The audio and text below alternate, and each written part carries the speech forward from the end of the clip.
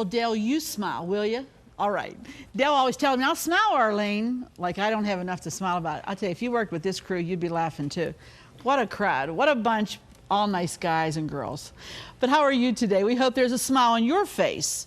We hope that something's happened today that has made you have a very special moment that maybe you weren't expecting. That just put a chuckle on your lips and a happy thought in your mind. And I hope that that happens for you.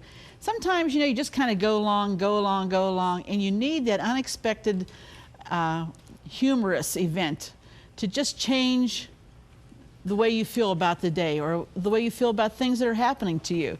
And when they come along, savor them, because they don't happen very often, but when it happens, it's like a little gift from heaven, something special. Well, we think you're special because you come to visit us always at home, and you're part of our family, and we care what happens to you. On today's program, we're going to do some quickies, we're calling them, because there are 3 main entrees that are as quick as that to prepare. And if you're a working mom, or if you're a mom that's constantly transporting your kids around to soccer, to dance lessons, to whatever, aerobics or whatever, then these 3 dishes are the types of things that you'll want to prepare for your family because they are quick. You can run in and pop them in the oven and transport someone else someplace else and come back and prepare a salad or a vegetable, and you have dinner on the table, so you don't have to stay in the kitchen. I like quickies. And apparently Denise from Connellsville, Pennsylvania, she wrote this letter and she said, "Dear Arlene, I enjoy watching your show on Wednesday evenings. I find it to be a very rewarding experience for myself and my 2 daughters, Megan, who is 4, and Laura, who is 2. Who are permitted to stay up extra late on Wednesdays to watch at home with me. They even try helping Mommy in the kitchen with some of the recipes I've received from your show. I'm a working mother who doesn't want to spend all her time in the kitchen preparing a meal in the evening. With these recipes, I don't have to. Now my daughters look forward to that extra bedtime story Mommy has time to read them. I thank you, and I'm sure they thank you too. Sincerely, Denise." She says, "P.S. I'm sure they'd be tickled if you'd mentioned their names on your show." Well, I just did. And Megan and Laura, you have a very special mommy, because not only is she looking for ways that she can cut time in food preparation, but that extra time she's spending it with you. Thanks, Denise. You're a really special lady. I hope you're having a great day. And please give a big hug to Megan and Laura just for me. All right? Well, stay with us. We'll be right back to get started with quickies right here in the at-home kitchen. We'll be right back.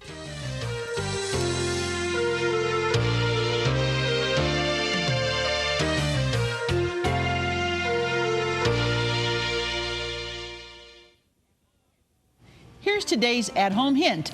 Breading will cling to chops, chicken, etc. if you bread a few hours beforehand and refrigerate until ready to cook. Thanks, MM of Indianapolis, Missouri. If you have an at-home hint, a favorite recipe, or just a friendly greeting you'd like to share, we'd like to hear from you. Post it in the comments of this video or visit our Facebook page. Well, the first one is called Eggplant Casserole, and it's very easy, very simple, and for those of you that are looking at wondering what the eggplant looks like, it's a little different than zucchini, so don't get them mixed up. These are just little seeds in there. Don't worry about them. They're fine to eat. They aren't going to bother you. They aren't going to hurt you. And what we're doing is just taking and slicing them, not even peeling it, slicing them into slices about that thick. Then we're going to be battering, putting a light batter on them, and I've got quite a few done, but I just want to walk you through it. First of all, dip it in your flour, the slice of eggplant, and then dip it in this is a beaten egg, and you might have to use more than just 1 egg, depending on how many slices that you're going to prepare. Back into the flour, cover it real well. This is called dredging. You're dredging that in the flour, and then you're going to put it into your hot grease. Now, as you can see, we have been getting ready for this, and we have been cooking some. You're going to brown them on both sides, and then put them in your casserole dish, just like I've done here. This is quite a few slices that we've prepared ahead of time. Brown them very quickly. My oil should have been a bit hotter, but that's okay. It will be all right. And while we're waiting for these to go ahead and brown, I'm going to show you what we're going to do.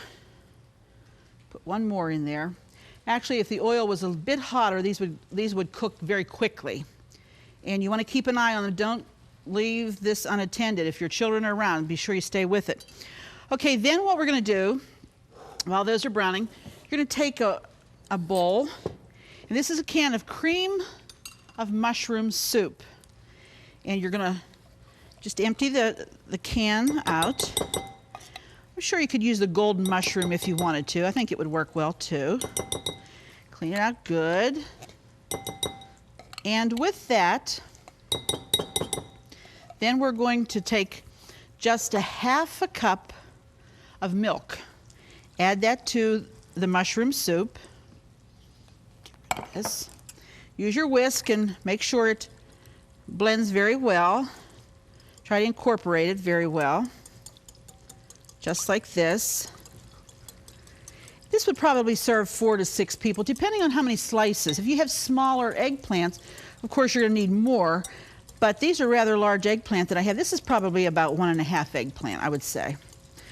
Okay, now we're going to turn these over. I'd probably let this brown just a bit more. This isn't too bad though. You don't want them to get like black brown. And when you have browned quite a few slices, you'll notice the bits of the flour that's in the bottom of the pan, in the bottom of the oil. If you have your oil up too high, they're going to start to burn. So you have to be careful of that. You don't want that to happen. And all you do is just turn them over. Now what I like to do is drain them on a piece of paper toweling, and that way you don't have a lot of grease in your casserole, because this is going to bake in the oven for about 30 minutes in a preheated 350 degree oven. You want to keep that in mind. Okay, let's just say these are a little browner, okay? For cooking's sake, we're going to take them out.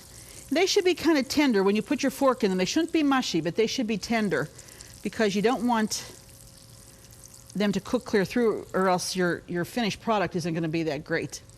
Then, turn this off. Then, put this back. There we are. Now we're going to pour our soup. Get rid of this here.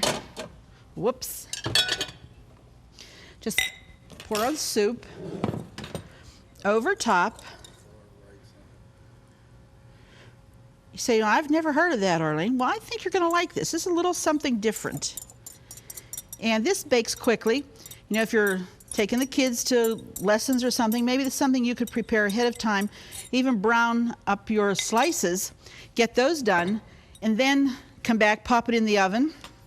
Okay? And let's move it around a little bit so that some of that good soup gets over top of all of them. There we are. I think that's good. Now I'm going to take some cheese, and I have a bit of Romano. I'm just going to add some Romano to some mozzarella. And we're going to add this on top. Now this would be fine if you wanted to do this without the cheese. It'd be no problem. You could do that. But I'm just going to put some cheese on top. And we're going to bake this again in a 350 degree preheated oven. I cannot stress to you how important preheating your oven is for the outcome of the dish or the foods or whatever you're preparing. It's really, really is important. You need to do that. All right, follow me to the oven here. We're going to go ahead and pop that in for about 30 minutes, okay? Now, the next one was sent to me by a viewer, and this lady, I thought to myself, her name is Jean Nemeth, and she said, I prepare this, Arlene. She said, I think your viewers would like it, and I'd like you to try it. Well, you know, I'm always game for something new and trying something different. And I really like it when you viewers will get into the fun of this program and send me some of your recipes. You know, our last cookbook had a lot of your recipes because it was family and friends, and we enjoyed learning how to make them and learning what you like. Did I make all of them ahead of time? No, because I don't have a test kitchen here, but I sure have made a lot of them since then, because they have sparked my interest. Think, well, just like this recipe I'm going to tell you about today. Jean said you take 1 can of corned beef. This is the can of corned beef, not corned beef hash. Not corned beef hash, all right? You take 1 can, and this is what it looks like. There's very little fat in it. This is a really lean can. It looks very good. Now, she said you take leftover mashed potatoes, as many or as few as you might have. So we made up some mashed potatoes. I probably would do, oh, maybe that many, maybe not quite that many. I guess it's really whatever we would like to use. I'm not sure there's any specific amount. It's what you have left over. And then you take 1 egg, and I'm sure that the egg is used to bind it all together. Again, we remember that the egg is always a binding agent, all right? Now she says all you do is mix this together. And if this works and it tastes good, this would be great because number 1, you have your meat and you have your potatoes. And all you have to do is put a vegetable in a salad or something like that.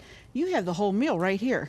You say, well, what are you going to do with that, Arlene? Well, I'm going to tell you in just a minute. Mix this up. I don't think I'd add any salt to this because there's salt in that corned beef. But I might add just a dash of pepper. Why don't we do that? Okay, just some fresh ground pepper. And what you do now, you take the good old-fashioned ice cream scoop. You know, the one that you have to duck it from the kids because they always want to play with it when you have the ice cream out. And these are some old ones. Sandy, the girl that works on the show with us, she had these. And you just take, just like that, and we have sprayed our pan. And she calls these potato heels, Jean does. And she said, look at that, isn't that nice? You know how we always talk about presentation, how important presentation is when we're preparing foods.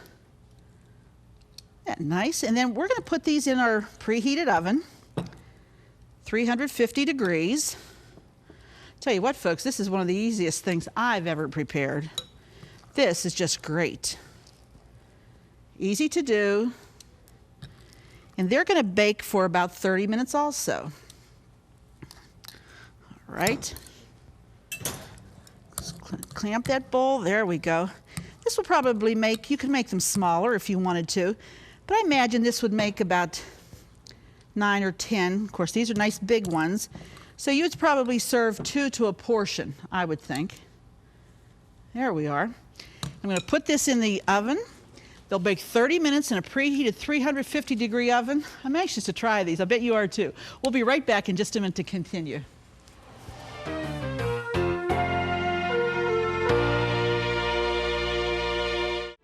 Do you love watching At Home with Arlene Williams? Then be sure to check out our new YouTube channel. It's filled with classic episodes from over 20 years of At Home, and more videos are added each day. And don't forget to click the subscribe button so you'll never miss another episode of At Home. Now, you know what? I forgot to put my onions in my eggplant casserole. So, never too late. Let's do it now. We're going to open it carefully, just do it very carefully, and just sprinkle these. That's just going to add some flavor. But I wanted to remind you, you would probably do that before you put the soup on them, okay? Just remember to do that. See, we make mistakes here too. We're not perfect. Just, the same things that happen to you at home happen here. They really, really do. All right, this last dish that I'm going to prepare for you, which is another quickie. There's a whole story that goes with this because this dish brings back so many memories for me of the early days when Paul and I first got married. And I had a job where I worked in a delicatessen. It was an Italian delicatessen. I've spoken to you about this place before. It was called the Italian Store in my hometown. And Prudy and Sam Bertone were truly unique, unusual people. They were like another set of parents to me, really. Not that anybody could take the place of my own, but they're very caring people. And Sam, his specialty, Mrs. Bertone, Prudy, she would make homemade bread, homemade buns, pepperoni rolls. She was the baker. And Sam was the sausage maker. Every Friday night, and I worked there through the day, and we're talking 25, 26 years ago. When Sam would come home, he also had a job besides the delicatessen. He worked in our city on the street department. Hard-working man he was, Mr. Bertone. And he would go get a shower, and he'd say to me, I'd be cleaning up because I'd be ready to go home. He'd say, did the pork butts come today? And I'd say, yeah, they're in the cooler. He had his special knife that he used, and he'd get the blade, he'd be sharpening the knife, and he would make sausage according to the orders. Now, if you wanted sausage, you'd come in and you'd say, Sam, I want 2 pounds of sausage. Don't make it too hot. I want the kids to eat it, but I want to enjoy it. Make it real hot. Don't make it hot at all. He would custom make the sausage just the way you liked it. A special, special man. And we would laugh. And then it would be Saturday, and it would be such a busy day at the store. And Sam would say, Arlene, can you come in for a couple extra hours and help us out in the afternoon? I'd say, sure. Well, the rush would be over. And here's this man who was about this tall, small little man, small of stature, but a real prince on the inside. Just a fun, nice man. Loved to sing and dance the tarantella, the Italian dance in the song. And he would say, you know, I'm hungry. I'm going to make some of my special just for you. And I'd say, oh, you're special. First time, I didn't know what he was talking about. Well, what he was talking about is what I'm making here. He would take about a pound, a piece. He'd say, give me a piece of sausage about that long.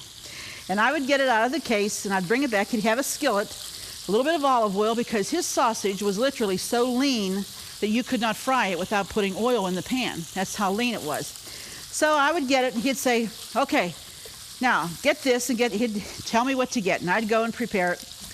And he would make his special, and he'd say, if I ever have a restaurant, this is going to be Sam's special. So that's what I've called this dish. This is Sam's special. You take the sausage, you take it out of the casing. And what you want to do is brown it real good, just like I'm doing here. You want it to brown over a high heat because you want to render a lot of the juice out of it because of what you're going to do with it. And you want to break it up. You keep breaking it up. Break the pieces apart. You don't want big pieces in there. And as it cooks, you keep breaking it apart, breaking it apart. Now, as Sam would be he'd be telling stories about the old country.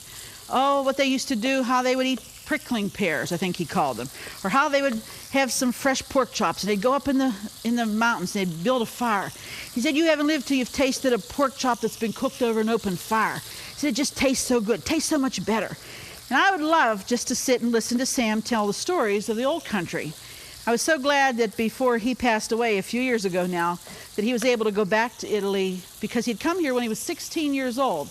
He'd been a coal miner, he had a lot of different vocations, but always was a man who was very nice to me. Remember one time he was worried about me working late and having to go home. He said, I'm going to get you a gun. I said, I don't want a gun. He said, no, because he would walk me home to my husband in my apartment. I'd say, but Sam, I feel like I should walk you home now because I'm afraid something's going to happen to you. And we would laugh back and forth. Just a wonderful man, a lot of good memories with him. But this was Sam's special. Okay, now after this is well browned, what you're going to do, he would cook some elbow macaroni. This elbow has been cooked, really well drained.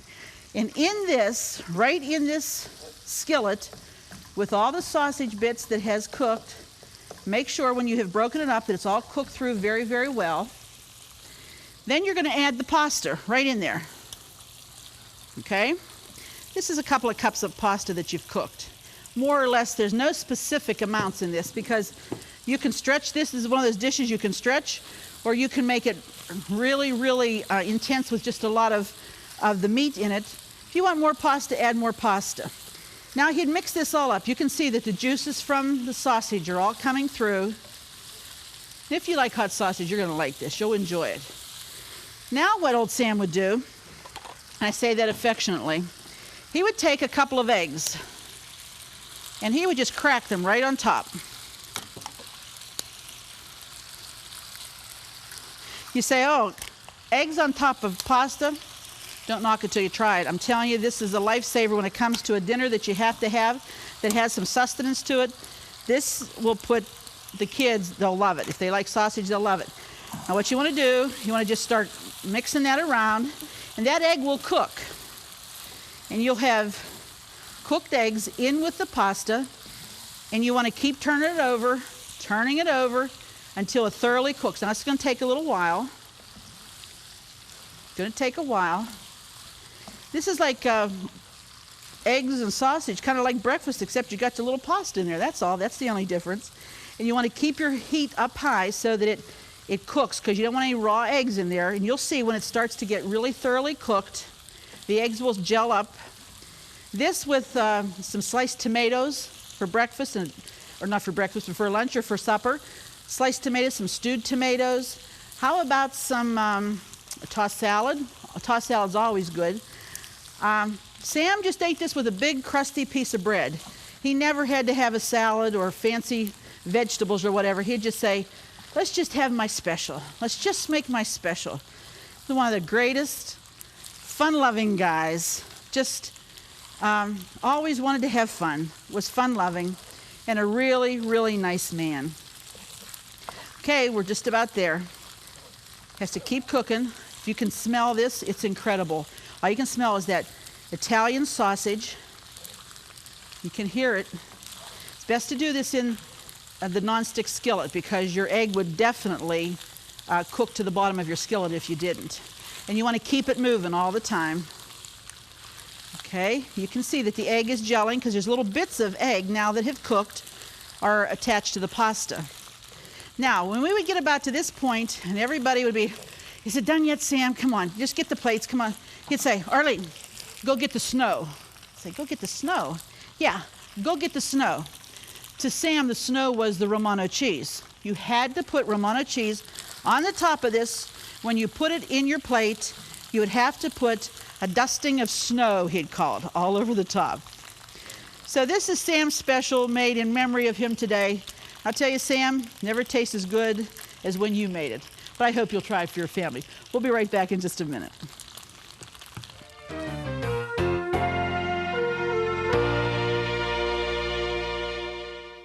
Just go to ctvn.org/athome to get all the recipes from today's show for free.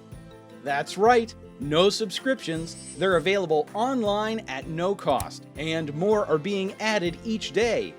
So join us at ctvn.org/athome to get today's recipes now. Let's take a look at our quickies that we've prepared today. Here's the eggplant casserole. Doesn't that look great? Nicely browned and tender. The aroma from the onions really do help that. You have to put the onions in, don't forget, like I did. Next are the potato hills. Aren't they interesting?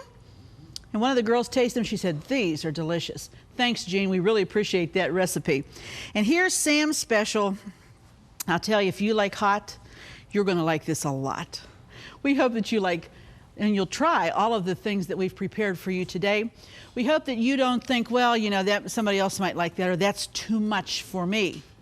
My aunt, who lives alone, wrote me recently and said, Arlene, maybe you'd like to tell your viewers, just when you prepare things, package them in serving sizes and freeze them. If you do that for a couple of days a week, then you'll have a real big variety for the next couple of weeks if you'll just package in one serving size packets and put them in the freezer and then bring them out as you need them. Then that way you have a variety. We hope that you've enjoyed it at home today. We are always glad when we can spend time with you. If today has not been a great day, why not just stop and ask the Lord to help you through tomorrow? You know He will. He's always faithful. He'll always be there for you. So be sure to join us the next time because it just wouldn't be the same without you here at home. We'll see you then. Don't forget to click the subscribe button so you'll never miss another episode of At Home. Thank you for watching. Fresh produce provided by Jordan Banana, wholesalers of fresh fruit and vegetables in Dravosburg, Pennsylvania. Appliances provided by Decor Distinctive Appliances, a reflection of your good taste. Groceries provided by Foodland, where the answer is always yes. Cornerstone Television wishes to thank all our faithful viewers whose consistent prayers and financial support have made this program possible.